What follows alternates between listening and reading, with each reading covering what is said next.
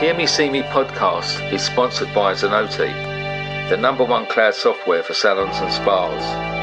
Because when people feel good, they find their greatness. I am Stuart Roberts, and I'm really excited to introduce my new podcast, Hear Me See Me. It's just over 5 years ago. I did something that changed my life.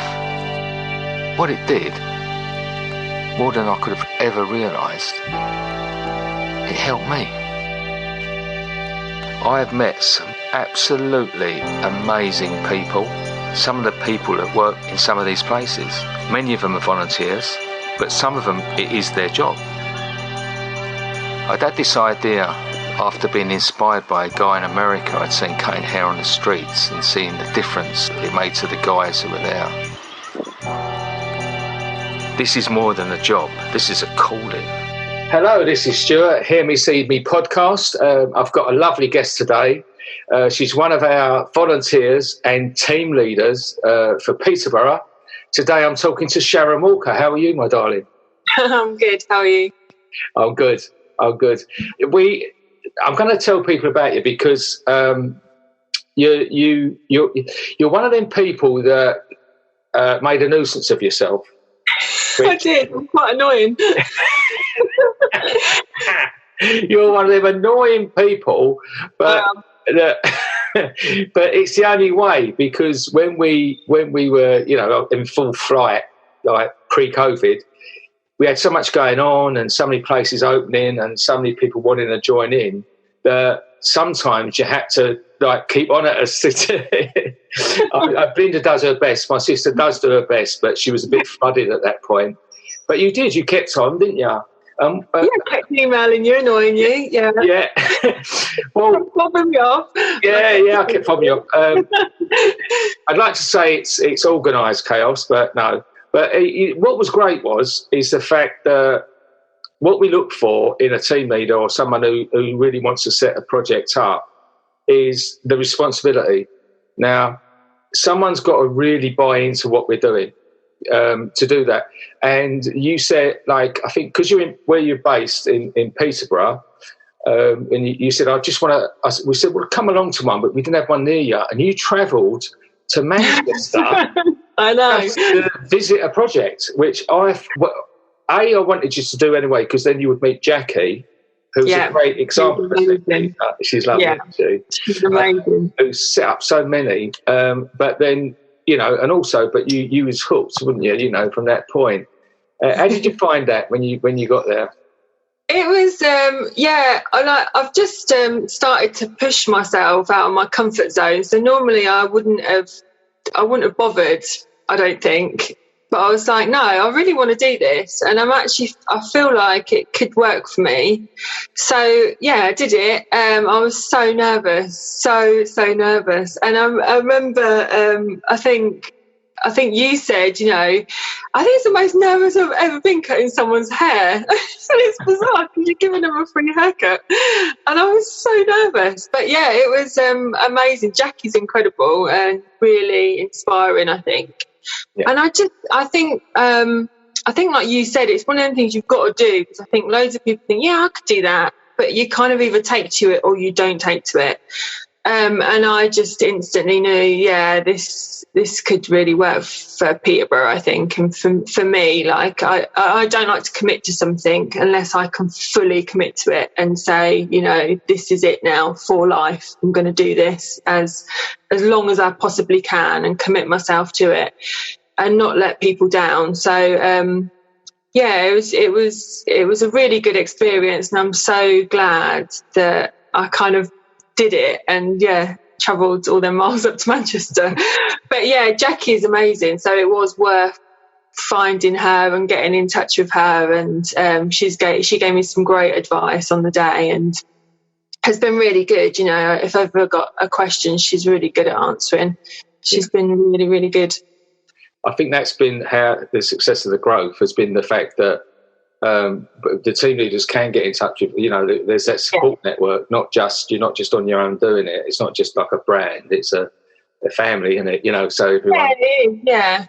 Yeah, and I think that's what it's all about. It's a bit and I think hairdressers, we are kind of such a community anyway. I like to kind of, I think hairdressing is kind of getting a bit more like that, isn't it? Where we used to be quite against other hairdressers, and it used to be quite like, we'd try and tear people down, where I think now as hairdressers we are kind of coming together a lot more and becoming more of like a wider family, and I think that's where that works with haircuts for the homeless as well, and all the team leaders, and kind of just sort of bringing everyone together.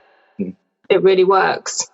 So, I mean, as well, it's all about action, because you didn't rest on your laurels. I mean, me and my sister was quite taken aback because it was quick. It wasn't, I can't remember exactly, but it was quick. It was like, oh, I found a venue. I think you'd only be back 2 days or a day. I've got a venue. So how did you go about doing that then, find a venue? So there's a project for Peterborough called Safer Off the Streets, and there's a lot of organisations that fall under that umbrella, and someone kindly put me in touch with Bridget, who was looking for a hairdresser. She'd had someone come to her centre before, but she was having to pay them to come and cut homeless people's hair, or people that are in sheltered accommodation, and so she was sort of so up for it. She'd seen the advert and she was just like so on board. And then so I went to see her, and I think, well, you've been there, you've seen it. I think her organisation and what she does there is just what kind of makes it work for me and for Peterborough. I think it kind of, and I think that's what the projects need. They need someone behind us that kind of helps the whole thing work together as a whole, sort of a whole unit.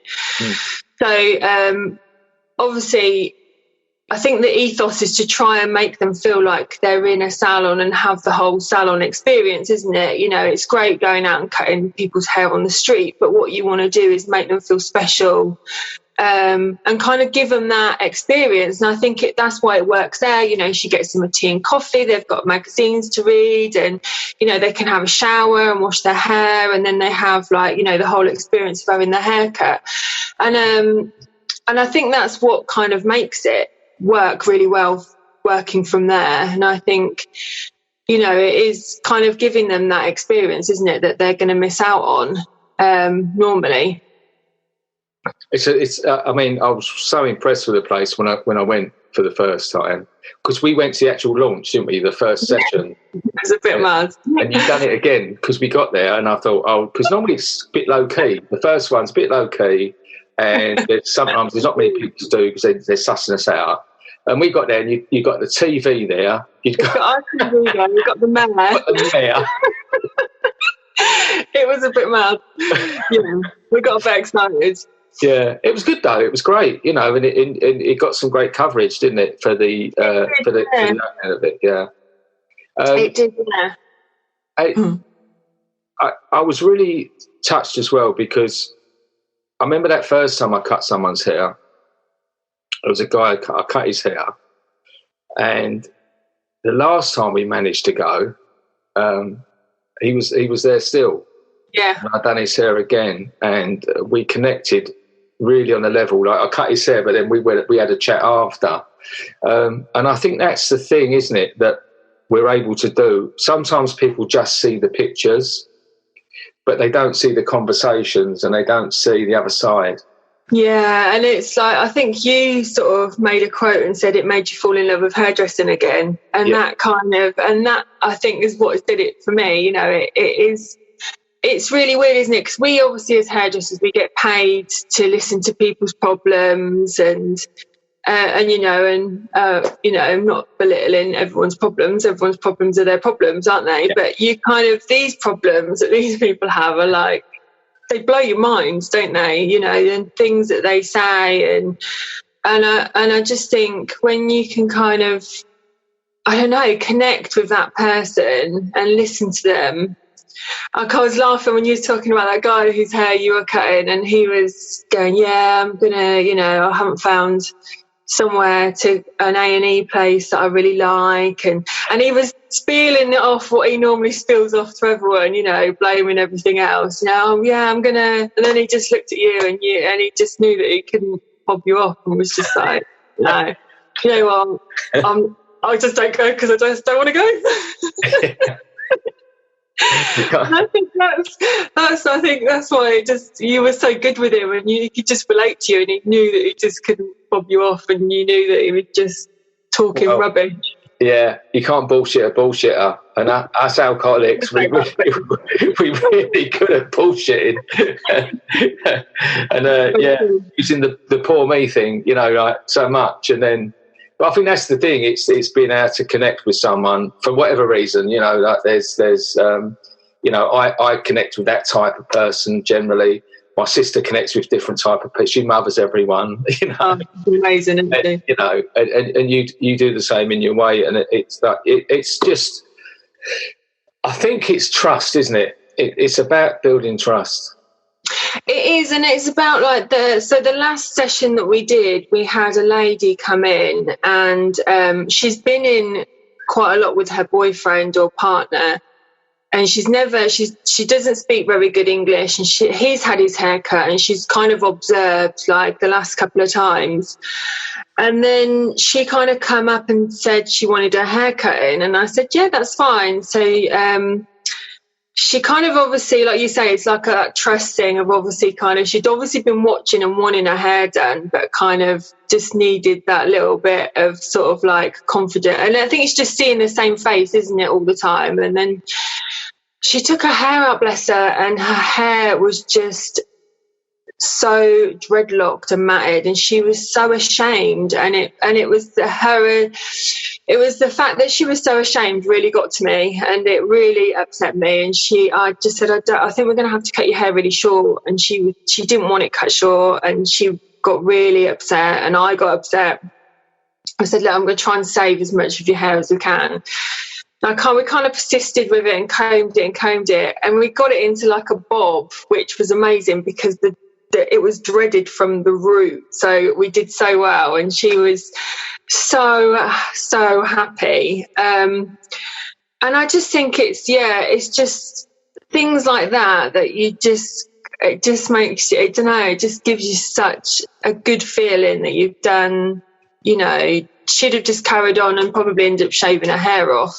And I don't know, she just really touched me, and that's what kind of, when people just judge people and look at her, like people would see her on the street and think she's disgusting and her hair's awful, and, you know, and would judge her.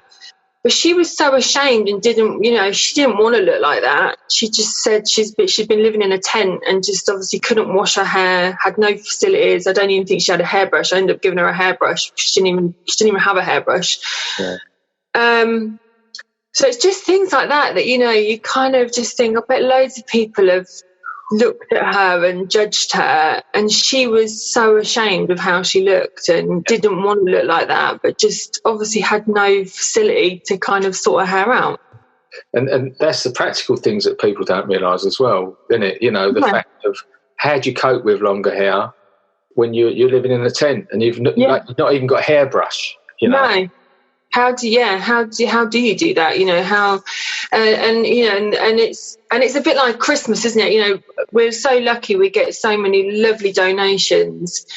But, you know, they can only carry so much stuff as well. And people have donated like these massive big bottles of like shower gel, and you're like, you give it to them, and they're like, look at you and say, what am I going to do with that? So you have to decant it all into smaller bottles, because, you know, some of them have got a carrier bag, and you're like, that's all they can carry. I think sometimes that's why it's good to sort of be the third person, because I often, if I get big stuff, I'll pass it over to the mission or places that they're then able to use it where they are. Yeah. You know, and it's like someone once said, someone gave me a can of soup, but how can I ain't got a can opener, I ain't got no way of warming it up.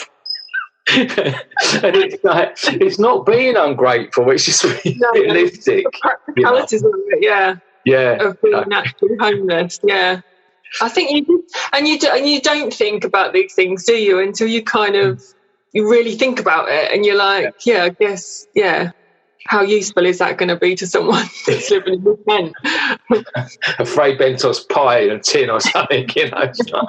But, you know, people mean well. This is the thing, it's people mean well, but once we're like people like us really get to know people in these situations and know their wants and needs, we can then actually educate people a lot more. You know, things like, you know, it's all about coffee and a sandwich, but like you just said about a woman, it's a hairbrush, it's some leave-in conditioner, it's some panty liners, it's some feminine products, it's some deodorant. You know, it's all of those things that people forget about, the real crucial stuff.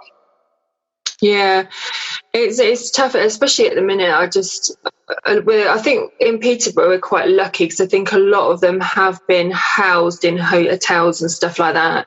So, you know, but that leads to another problem, isn't it? Because you kind of people are kind of like, oh, that must be lovely for them, and I'm like, yeah, but at some point they're going to get kicked back out on the streets, and then it's even worse, isn't it? And a lot of them haven't taken it up because either they've got a pet or I just think housing is a bit of an issue, isn't it, with some homeless people that have been homeless for a long time. And it's kind of about, I guess, rehabilitating them. But then some of them have kind of been out there so long, it's kind of hard, isn't it? I did read somewhere, I think it was Manchester, they do a lot of work in Manchester, and it was they basically said if it goes beyond 10 weeks of them being on the street, it's very difficult to get them off the street. Yeah. That sort of like timeline of being institutionalised or getting... and some people are out there for a reason and they just can't cope in an environment. To one person it will be a hotel, that we sometimes say, oh, a couple of nights in a hotel is nice. But to someone else, it's a prison cell, you know, so that's the feeling they get from it. But it's no easy answer, is there? It's such a blurred line answer, isn't it? I know, it's really tough. It's just like we get quite a lot that come in and I'm like, you know, what's your situation like? And they're like, oh, I've got a room now. And you're like, oh my God, this is amazing. You know, this is such a turning point. And they're like, yeah. And they're like, all so positive. And then, you know, the next month you go back and you're like, how's things? And they're like, oh, I'm back on the street. And you're like, how? Like, what happened? And they're like, oh, I just didn't pay my rent. And you kind of like, it's the basics, isn't it, of budgeting. You know, some of them just can't budget. They've not been taught how to budget. So they get their money and stupidly the council now, I think, with benefits, I think they allow you to pay your own rent, don't they, rather than deducting it before they get their benefits. So you know, they have no clue how to budget. So they'll blow all their money and then can't pay their rent. And it's not their fault. They've just never been educated to learn how to budget their money. And it's just simple things like that they kind of then house them and then think the problem's dealt with. Or they've dealt with that one, they're off the street, leave them to it. It's just not as simple as that. You know, it's kind of an ongoing thing, isn't it? Well, I think as well that sometimes I found, you know, like Hetty in Milton Keynes was explaining to me that, you know, there's a finite time. So, you know, they'll get everyone in, but there's only a limited amount of time and money for that. And then when they start going out again, it can be a 24-hour notice. It can be less than that. It can be, right, today you're not going to be here tonight. So, and some of them as well, what they found when they went out the last time, she was explaining to me that they'd sort of lost a lot of their stuff. They was all geared up on the street, but once they got to the room and they couldn't keep all their stuff, and when they then all, like, without notice almost was like, right, you're back out, they hadn't got their tent or their, you know, it was a big call for tents and sleeping bags and stuff like that.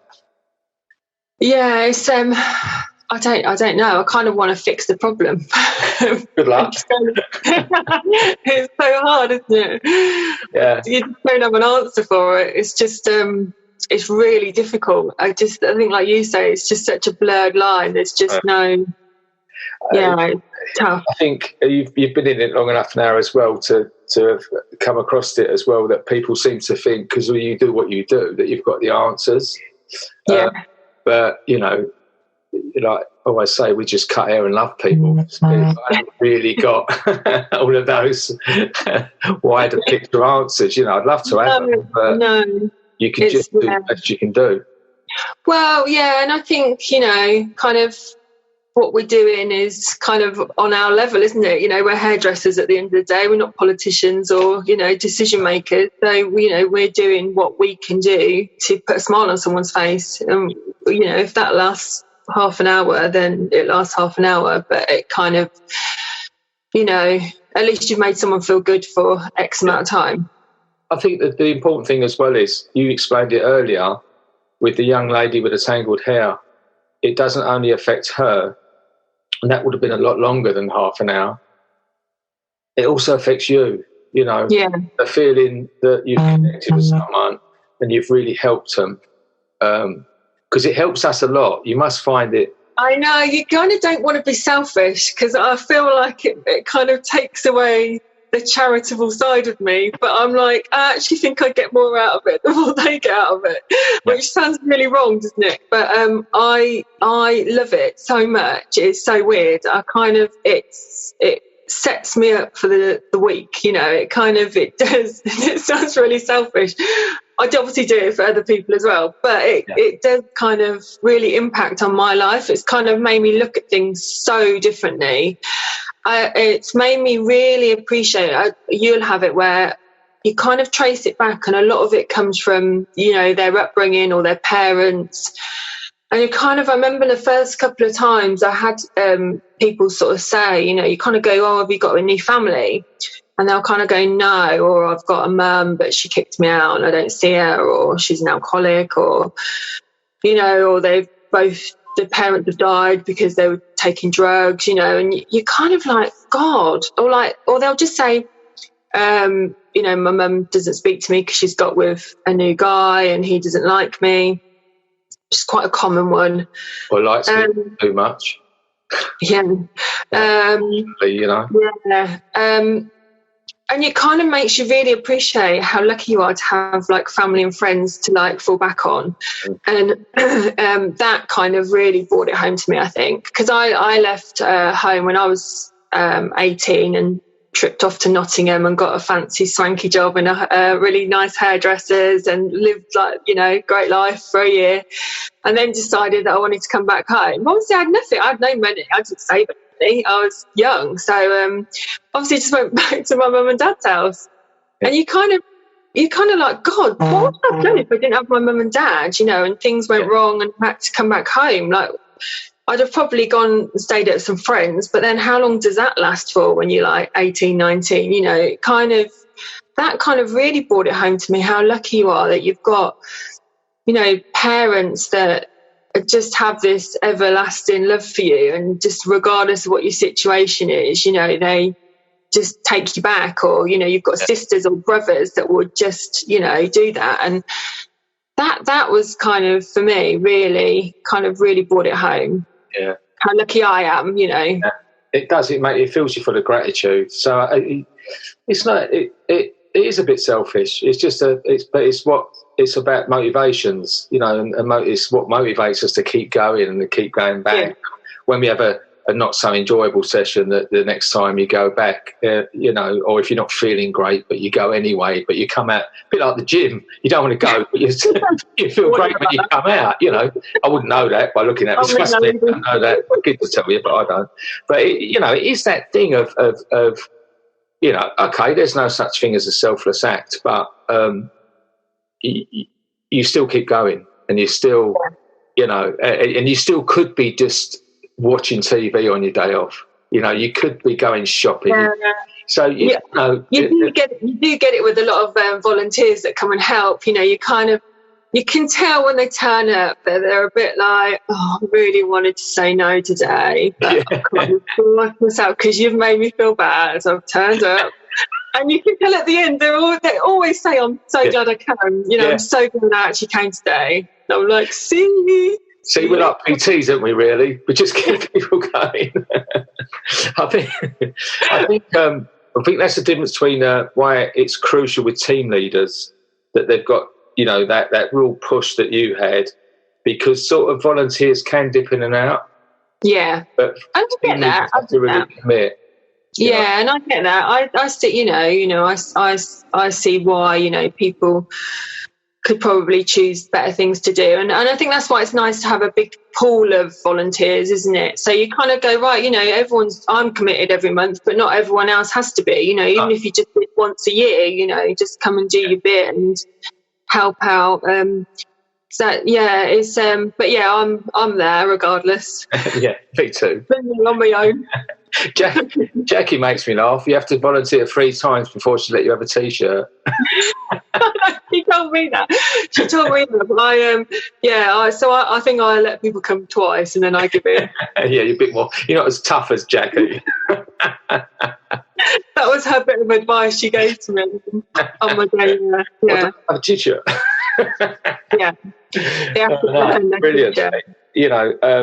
I just find so you've got children. You've got 2 children. Yeah, I've got 2 boys. Yeah. Homeschooling. Yeah, they're lovely though, to be fair. Yeah, they're not like me. They don't take after me. All right. Lovely. And you've got the joys of homeschooling then? Yeah, luckily, mine are older, so they're self-motivated. All right, yeah.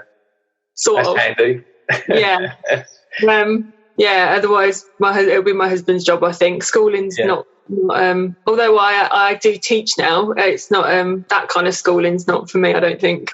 No, it's tough. I don't envy it. I mean, I used to struggle because I got 5 kids, and I used to struggle when they had homework, because there's too many of them, But how people cope with this at the moment is hard, Like a lot of our volunteers have said that they're struggling with. Yeah, I think this time round, I think spring and summer was lovely, wasn't it? I think it was I think everyone was kind of welcome for a break. Like, I guess you're the same. I've never had such a long period off work. Like, even when I had children, I was still working. So we kind of maximised it and really we had really, really lovely. It sounds really horrible. I kept saying, it's probably been the best time of my life. It was brilliant, just being at home, which sounds quite horrible when there's people out there dying, doesn't it? But it for us as a family, it was amazing. But I think November, the break we had a month off in November for our Peterborough area. And that was tough because the kids were still at school.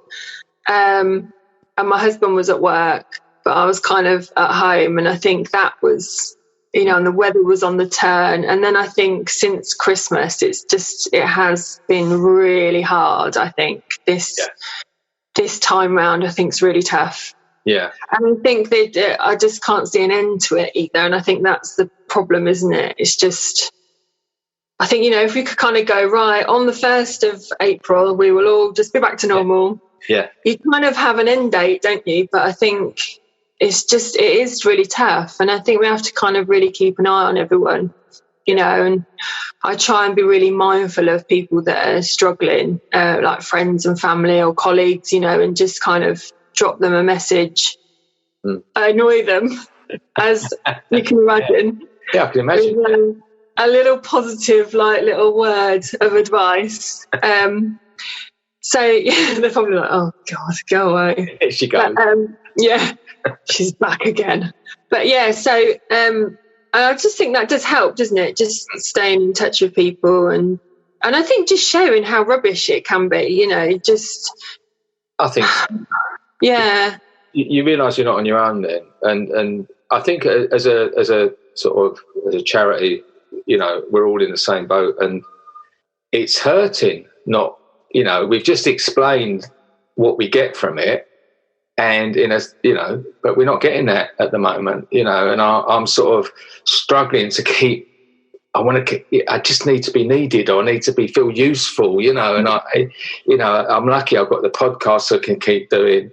Belinda and I can keep on top of, catch up with all the admin that we've neglected, and keep in touch with people as well. But also I'm really trying to keep in touch with all the projects we visit, like you with yours, and because a lot of them are carrying on. They just can't have us there at the moment, I know, it's really tough, isn't it? I think I think in our industry as well, it's kind of, I just think it's really hard because we're such people pleasers. And I just think just having that, you know, like I'm really touchy-feely, and just having that, like, you know, just that non-contact with other humans. Yeah. I always thought I was a really like a bit of an introvert, and kind of didn't really like people much, only like my people. Yeah. But as it turns out, I've worked out over the last year, I actually really miss talking to people. I miss just listening to people moaning, or miss people, like, you know, talking about stuff I don't really want to talk about. I kind of really miss it. It's really weird. I know. And as well, you are, you know, we always get a big hug, you know, when we come in, my sister. And that's tough, you know, if you are like that. And I never used to be. I was one of them, you know, people would go and kiss you on the cheek, and I'm like, off. Now I'm like, it gives a hug, like, you know. And it's really tough, you know. We've got a house full of adults as well, which is the challenge, because you know, our kids are not kids now, and they're adults, and years past they used to go off, but they can't do that now, can they? They can't find their own places. And so weird. We were saying, me and my husband were saying last night, we said it's because the kids are like sort of in their bedrooms all day, like online, you know, doing their thing. Then obviously they come down, they'll eat their dinner, and then go back up in the bedrooms.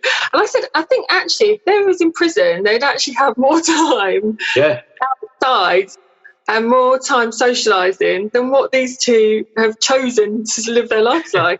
Really weird. And so I kind of feel sorry for them in that respect, especially, I guess in the summer it was quite good, because although they're teenagers and they like to be in their room, we used to drag them outside into the garden. But, you know, you can't do that, and I hate being outside in the cold. So it's it's really weird, isn't it? Yeah. It's really, really weird. I do really feel for the young ones. Yeah, I think, I mean, my lot are just, they're all into their fit. One of my daughters works at a gym, and they've all really gone into the keep fit every day, you know.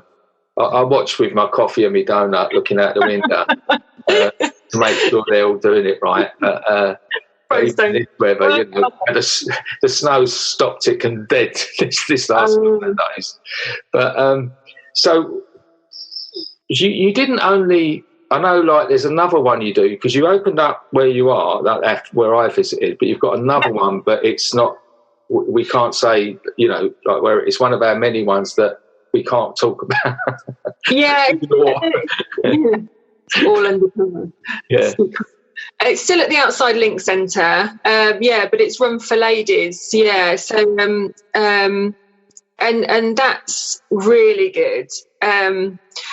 I can't wait for that to start back, because it's such a laugh. It's so lively. You know, it's a lockdown Women's Wednesday, and it's really good because there's a lot of different groups that come. It's so hard, and I can't really say too much. But you know, they get their hair done, they get their makeup done. Bridget puts loads of clothes out for them, so they'll get to choose an outfit. And there's like a wellbeing lady that comes and checks them over. And they have like a buffet on, and it's just amazing. Yeah, we have music on, and it's just like getting ready on, like, for a Saturday night. It's just really good, and they love it, and it's just really nice for them just to be able to relax and switch off. And we do allow some men in. So, like we were saying, weren't we, about you coming and joining us, because I think it's also good for them to see good male role models. Because that's equally as sort of, I think, rehabilitating for them to see positive males in their lives, as well as, you know, the negative. I've been lucky enough to go to some of our other ones that we go that are closed, that are sort of female only, but they've made an exception. And it's been so moving, though, you know. The vulnerability of women, and, you know, I did a thing I did a thing last year with a podcast and recently I've revisited as well Jodie, whose story is just breathtaking. Her bravery is breathtaking, because the problem we've got, and you would have seen this, is that this is so prevalent now. Women, and the people needing women's aid and women's refuge, and which escalates in this. We've just explained our environment with our families, but if you put that into someone who's in this environment. Yeah, it's the first thing that I thought of when we went into lockdown, the very first time. It played on my mind for ages, and I had to kind of have a word with myself and sort myself out, because that's all I could think about. Every morning I woke up, I just kept thinking someone's life is hell, because they are trapped now in their own home, which is worse than a prison, Yeah. And that really got to me. The same with children as well. Kids that school's their escape. School is their escape from a bad home life. That kind of, when that kind of really got to me as well. And it's a bit like, it really annoyed me when Marcus Rashford had to go and do that campaign for children to have food, because I don't know if you go to many food banks and stuff, but the food bank in Peterborough in the summer holidays is absolutely rammed with families with small children, because their children aren't eating at school. Yeah. I think school dinners should run throughout the whole year regardless, through the summer holidays, or there should be something for them to get a hot meal, because there just isn't. Then that sparks no whole new debate, doesn't it? Because you then start saying this to people and they go, yeah, I bet they still buy fags. Yeah. It's the judgmental in us, isn't it? Yeah. And we're all guilty of it for different reasons, and I've done it myself. Sometimes I have to, but I try and pull myself and go, hang on a minute. Who are you to judge? I tell you, when I came across it a long time ago, when I first realised it, I was in Dublin at the Capuchin Centre, and Brother Kevin was explaining to me that a lot of people were being put at that time. It's quite a new thing. It's well known now, but a new thing was they were putting them in hotels. Oh, okay. Yeah, and I was like, oh, that's not too bad. And then he explained to me that they were allowed to stay a room in a hotel. Now, it's just one room. They weren't allowed to use the facilities. They weren't allowed to get the food. They weren't allowed to... And like, it might be a mum with two little kids, and she might have them in with her all day in this one room. So she'd have to get out, I think they had to. I think there was a time they had to get out anyway between the hours of so-and-so, and had to go and get food. So she'd march them across town to the Capuchin Centre where they would feed them. But she, he said that they'd say that they could get the smells, hotel, you get the smells of the food and everything. Oh, it's like torture. And I just saw these little kids like with a nose against the cake window, and I was that ignorant person who's going, oh, that's all right then, isn't it? In a hotel for a few weeks, But then it's the reality, isn't it? And it's just education. It's just that people need to sometimes think out of that and go, but put yourself in that position. It's like begging, I know there's, the percentage of scammers that do that. Yeah. Spoil it for the ones who are desperate in need to do that. Yeah. And would you ever swap places? This is what I say. Would you sit on that pavement for 8 hours in the freezing cold? I know, yeah. And it's and a lot of the scammers are actually still slave to someone else that's making them go out and scam. So you kind of like, it's it's I don't know, it's just a tricky one, isn't it? We need to lift this up because I'm depressing myself here. Now look everyone down a dark hole. Yeah. Come on, let's have a happy future, because this, as you say, we've got no sign of it passing, but it will pass. Everything has to come to an end. It will pass. Everyone will get a vaccine, and we'll be right back on track. I think, and we're going to have an amazing Christmas. Yeah. I think it's going to be, we're going to, and I think it's quite funny because I kind of keep thinking to myself, wonder what we're going to think, because you know what it's like. So you have Christmas, and then by January the 20th, we've forgotten even what we did for Christmas. Yeah. So you kind of think, like, in about 2 years' time, what are we gonna remember from this period? Because it seems all consuming at the minute, doesn't it? But in 2 years' time, when it's forgotten about, I wonder how we look back at it. Will we look back at it as a positive, or will we sort of just see the negative in it? So I try and just kind of think of all the positive stuff that it's kind of, that we're getting from it. Yeah. And I think, you have got to turn it around, haven't you, and kind of look at the positives. Otherwise, it is very depressing. So, I kind of think we just got to maximise the time we've got off and use it in a wise way. Yeah, I think it's better for up here. Yeah. You keep doing. I'll be honest, yesterday I had a dark day yesterday, and it just led from, inactivity, led to feeling worse, and it was yeah. I sort of think we all have them days, don't we? Yeah. And I lost the day of my life yesterday.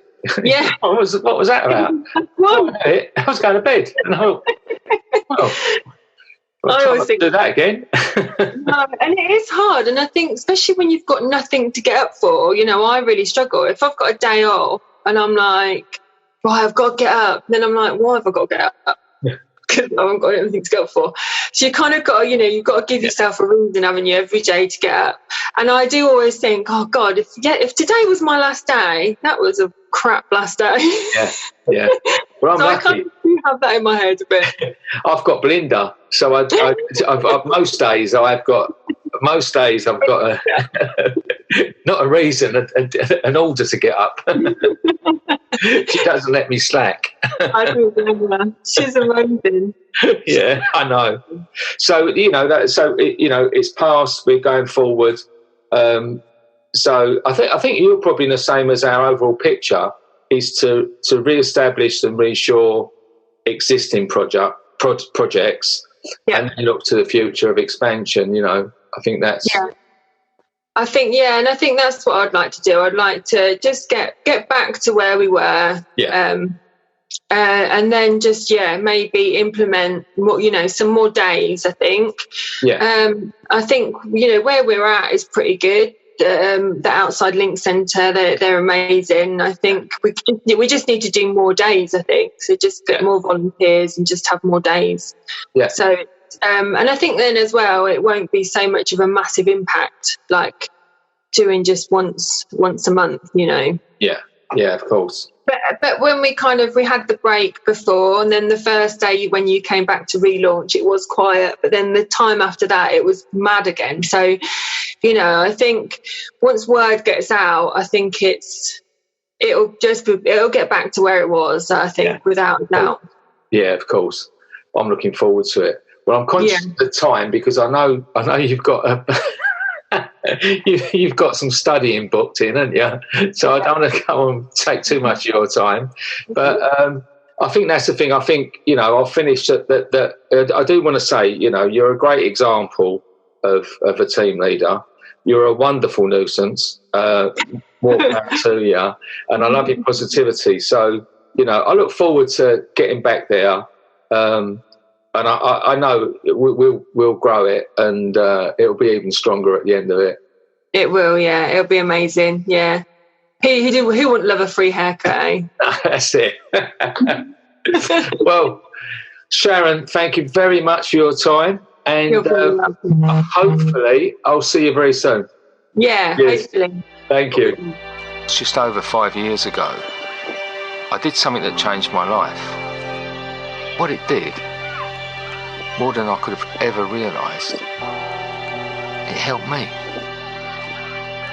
I have met some absolutely amazing people, some of the people that work in some of these places. Many of them are volunteers, but some of them, it is their job. This is more than a job, this is a calling.